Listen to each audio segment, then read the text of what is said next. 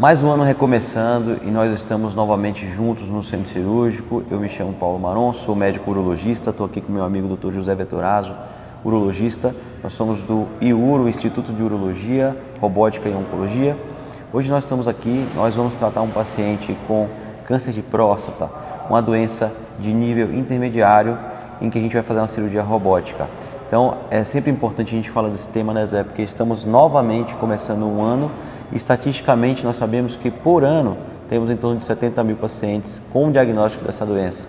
E estamos aqui em janeiro, nesse ano já temos algumas cirurgias agendadas, porque essa estatística não para e com certeza a cada dia a gente vai ter mais diagnóstico porque a nossa população está envelhecendo. Então nesse caso, esse paciente tem 63 anos e ele teve um diagnóstico baseado no seu PSA. O PSA teve uma variação, subiu, foi feito um diagnóstico. Conta um pouquinho pra gente como foi o diagnóstico clínico desse paciente. Paulo, é um paciente que acaba sendo a situação que a gente mais vê no nosso dia a dia. Um homem de 63 anos, que o PSA subiu em um acompanhamento de rotina, um homem que não tinha nenhum sintoma específico. Por conta disso, a gente pediu uma ressonância magnética da próstata para tentar identificar alguma área com possível foco de doença.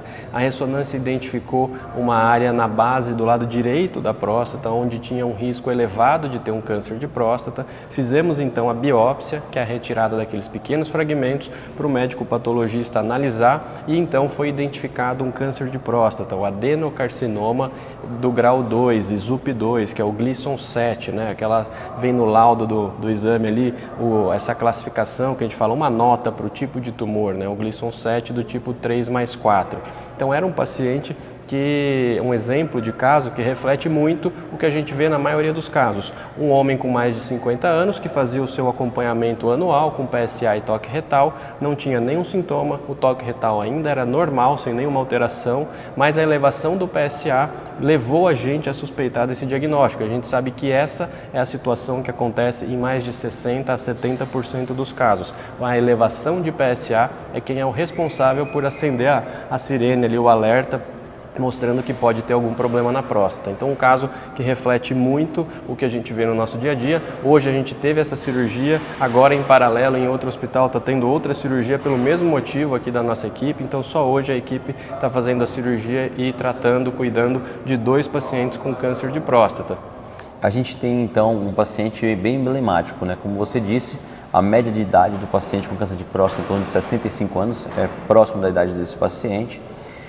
E o diagnóstico é baseado na avaliação periódica. Então esse paciente, por exemplo, ele não tinha fator de risco, ele não tinha maiores motivos para ter a doença e, portanto, o diagnóstico foi feito de forma ativa, uma busca ativa. Inclusive, esse homem é um paciente que faz atividade física, que não tem nenhum problema de saúde, não toma nenhum remédio. Então, aí muitos pacientes vão falar, pô, mas como é que a gente faz para prevenir e tal?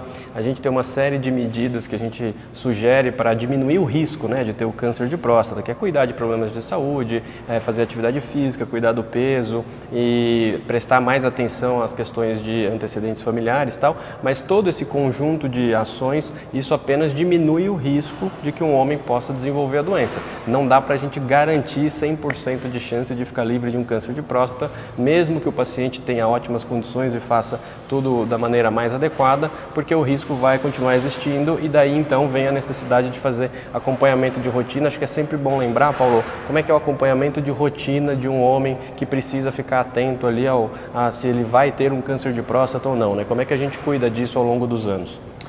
Pois é, o objetivo do diagnóstico precoce, na realidade, não é prevenção, como a gente acabou de comentar, e sim diagnosticar a doença no começo, que a gente pode ter aí uma chance alta de tratamento, de possibilidade de cura. E a rotina de acompanhamento, então, basicamente, para a grande maioria dos homens, a partir dos 50 anos, o homem vai no urologista, mesmo sem sintomas, para começar o acompanhamento periódico, que é feito mais ou menos a cada ano, baseado na consulta, o urologista pode diminuir ou aumentar esse espaço de tempo.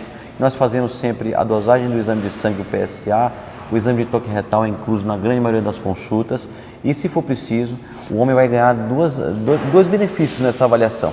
Tanto a avaliação em busca ativa por um câncer de próstata potencial, quanto o crescimento natural da próstata, que acontece depois dos 40, 45 anos, e muitas vezes o homem já começa a ter sintomas e não percebe. Então essa avaliação urológica faz total sentido, justamente porque você consegue rastrear dois problemas comuns do homem.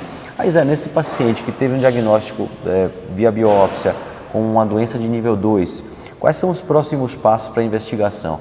A gente faz algum exame específico? A gente já pode declarar esse paciente como um paciente para tratamento cirúrgico? Quais são as próximas etapas? Em todo paciente que a gente dá o diagnóstico, a gente encontra a presença do câncer de próstata, a gente tem que entender se aquela doença está localizada somente na próstata ou se já tem algum sinal de que ela pode ter espalhado para outras áreas do corpo, como por exemplo ossos, coluna vertebral, arcos costais ou até outros órgãos como pulmão, fígado, no caso de doenças mais agressivas. Então, identificou um câncer de próstata, o próximo passo, na maioria dos pacientes, depende um pouco do grau da doença, mas hoje em dia na grande maioria dos pacientes, é avaliar com outros exames se tem sinais de doença fora da próstata. Em geral, a grosso modo, você pode fazer tomografia de abdômen, de tórax e fazer cintilografia óssea. Em alguns casos específicos de doença mais agressiva, com risco maior de se espalhar, de ter uma complicação mais grave, a gente pode fazer um exame mais moderno, que é o PET scan. É um exame que a gente